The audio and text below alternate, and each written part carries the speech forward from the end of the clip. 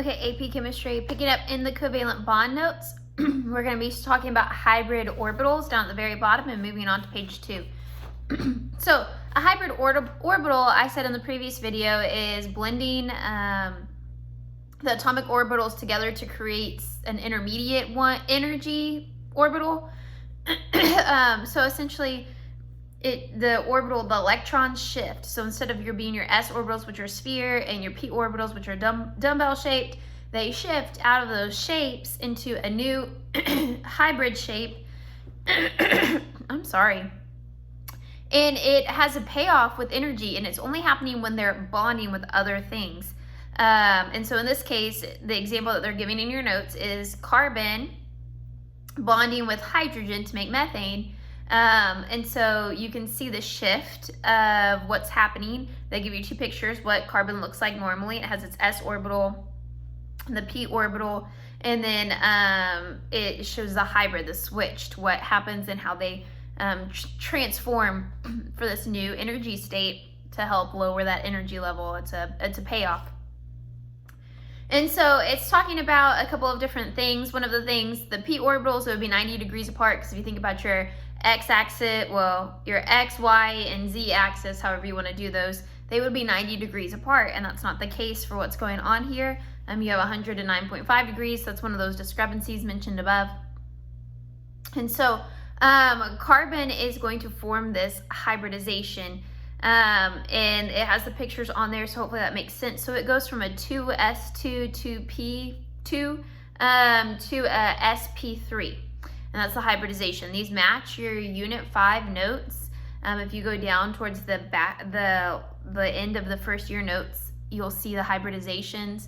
And so your orbitals, depending on what it is, and you're looking at electrons, you're looking at sites. So in the previous one, when we talked about polarity, we compared methane, ammonia, and water. They all had 4 structural sites. They all had 4 sets. Methane had 4 bonds, ammonia had 3 bonds and 1 lone pair for a total of 4, and water had 2 bonds and 2 lone pairs for a total of 4. The hybridization, it counts those sites. So ammonia would also have a hybridization of sp3, and so would water, sp3.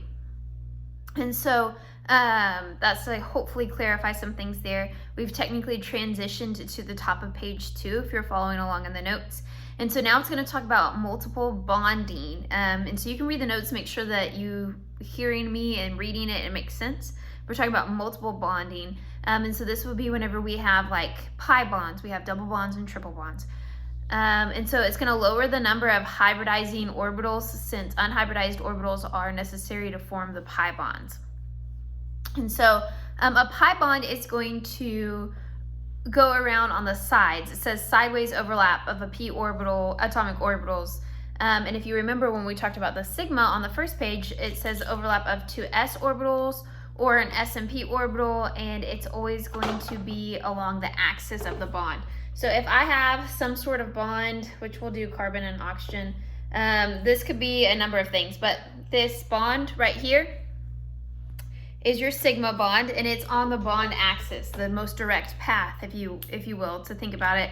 And then those pi bonds are going to come around on the sides, essentially. So before, when I was talking about it, I was saying that the sigma bond was in the middle, and that's because typically this is what's happening according to this valence bond theory model, is that those pi bonds are coming around. So your pi bonds are in red here, and your sigma bond is in blue.